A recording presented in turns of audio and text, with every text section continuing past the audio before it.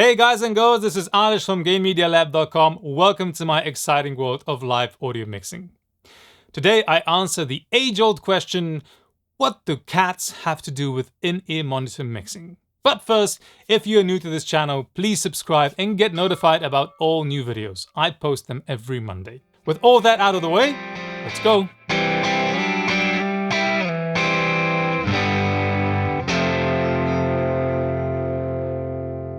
When I was preparing for my Live Sound Summit 2020 lecture on in-ear monitor mixing, or IEMs, I tried to come up with a better understanding of key concept. A soundbite that I could present to anyone who came up to me asking, how can I become a better monitoring engineer for IEM users?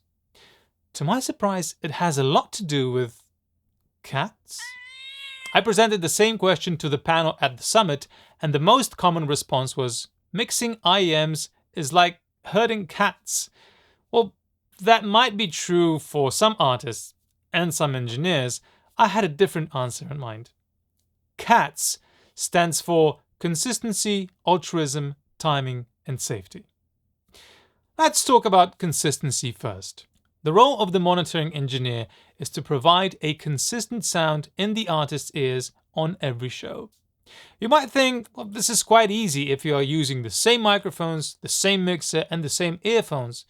But in fact, the sound in the earphones can still vary quite a bit. The size and sound of the venue can dictate if the mixers will sound brighter or darker, reverberant or dampened, big or small. Your target sound can also be thrown off by different PA setups, with various placements of subs, for example. With all these variables in play, your responsibility as a monitoring engineer is to reduce their effects and bring the sound of the mixes into the zones of minimum tolerance, which are always defined by the sensitivity of your act or artist. What makes a great IEM engineer is to assess these influences while the room is empty and provide solutions to bring the sound closer to what the artist is used to hearing. Since a lot of IEM users tend to skip soundcheck, and you might not have an option of verifying with them if things sound okay, that first moment of the show will be the first time the artist will experience everything in that room. The stage, the crowd, the venue, and the sound. And no matter how many times you do this, that first hit is always the biggest reveal of your work. If nothing happens and the show goes on, congratulations, you've done a great job. But if you start getting perplexed stares from the band members, you have to rethink your workflow and redefine what minimum tolerance sounds like to you and what it means to your artist. The name of the second fluffy creature is altruism. When you are mixing for IEM users, you are not mixing for yourself. Period. There's no room for, I know what you need to hear, so that's what you're getting, no matter what you're asking for. In other words, if you bring your ego to the gig, this cat will scratch his eyes out. That was the worst cat sound ever. You might be the one who is shaping the initial sound for the users, but once the artists give you their notes, those notes become the law of your land. The only scenario where I would intervene is if I believe the user is giving me directions that might permanently damage their hearing. Even then, I would bring up my concerns in a conversation with them. And if they still insist on their way, guess what? That is exactly what they're getting. You might come across an artist that does not really communicate with you in terms of what they like or don't like, so you have to sort of guesstimate what they might need. But after any alteration, you have to check with them if the corrections sound better or worse than before. They might not even notice. And if it sounds better to you, you might decide to keep it. But the bottom line here is the user has the final say. I say that fully aware that you will have to create mixes that sound just awful to you and nothing about them seems right. But they could be exactly what someone needs in order to combine the sound from their ears with the sound from the stage, or to find a timing or pitch reference. Embrace it, remember it, work with it however you can, but it has to be their sound in the end. The third cat of the clouder is called timing.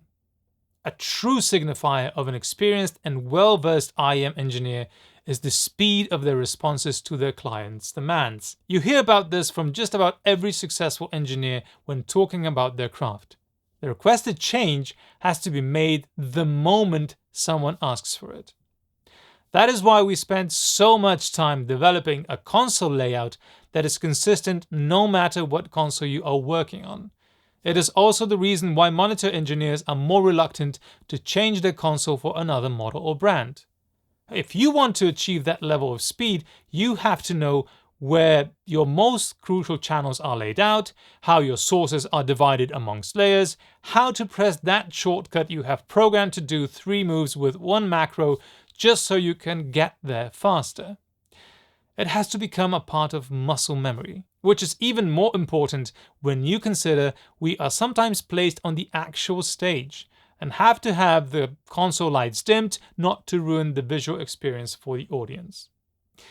There's actually another Jedi level of this timing game, which you can get to when working with an artist for a long time, and that is anticipating their needs and meeting them before they become expressed.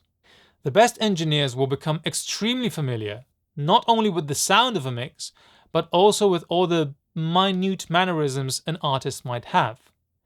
They can deduce something needs to be changed by the way someone is standing or what they are looking at that particular moment. When that change is made, they can immediately notice the effect of it, even when no cues or words have been exchanged. Like the artist might look more relaxed or look more focused. Again, this can only happen after you have worked with an artist for a long time, and you should definitely not try making those guesses on levels or panning or whatever if you don't know the artist that well. The last cat of them all is the alpha, the biggest, baddest, most important cat of the bunch. Her name is safety. She is the mother of all cats. It is the one single most important concept that should never ever leave your mind when working with IEM users. Now, if you feel I am completely exaggerating this point, let me tell you what I think about every time I mix IEMs. It's about the fact that we have put a device capable of extremely high sound levels mere millimeters away from a highly sensitive, vital organ of the human body. As the operator for that device, I am the sole person responsible for making sure that a human being does not experience permanent damage to one of their senses. Call yourself the gatekeeper. Call yourself the protector. Go full Gandalf mode and shout, "You shall not pass!" to the threatening levels that might be detrimental to the user's health. Do whatever you have to realize that if everything else goes south, your last stand will be the safety of the artist. That means having complete control over your system and your users.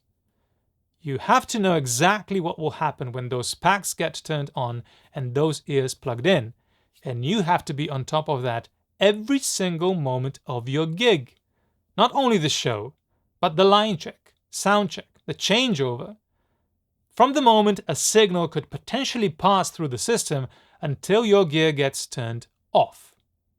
When this concept underlies every step you make, you are on your way to building trustworthy relationships with your artist that can ensure a long career as an IEM engineer. That was it for this episode. Let me know in the comments below if there's an important concept that you would like to add to the list. While you're doing that, like, share, subscribe, and don't forget to check out gainmedialab.com for more delicious content. Stay safe, take care, mix great shows. Bye.